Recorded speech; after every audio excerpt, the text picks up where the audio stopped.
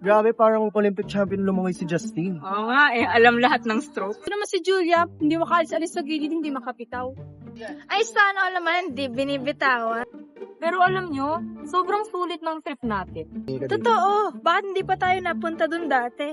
Oo nga, ang lapit lang pala at super worth it ng trip natin. Di ba? Ang ganda ng kalikasan, ang ginhawa ng hangin, nakaka-relax. Sim, parang nawawala lahat ng problema ko.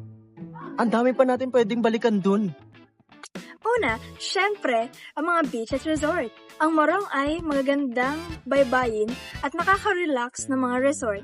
Perfect para sa mga lumalangoy, nagka-kayaking, at nagre-relax kasama ang mga kaibigan. At huwag kalimutan ang kultura. Ang Morong ay tahanan ng komunidad ng Aita Magbuknon at mga pagdiriwang ng Galunggong Festival na nagdiriwang ng tradisyon ng pangingisda ng bayan. At kung mahilig ka sa mga nature adventures, maaari mong bisitahin ang Kaikuran Falls, mag-hiking sa Binaritan, at kung gusto mo makikita ng mga pawikan, pwede ka rin pumunta sa Pawikan Conservation Center.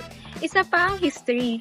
Pwede mong bisitahin ang Our Lady of Paris Church at may iba pang mga saysayang lugar sa Bataan. And last but not the least, Ang pagkain! Exactly! Try mo ang sikat na buko pain ni Wante, sariwang seafood, pinausokang tinapa at mga cashew chips. At ang pinakamagandang bahagi, 3 hours lang ang biyahe from Manila and perfect ito para sa mga quick getaway.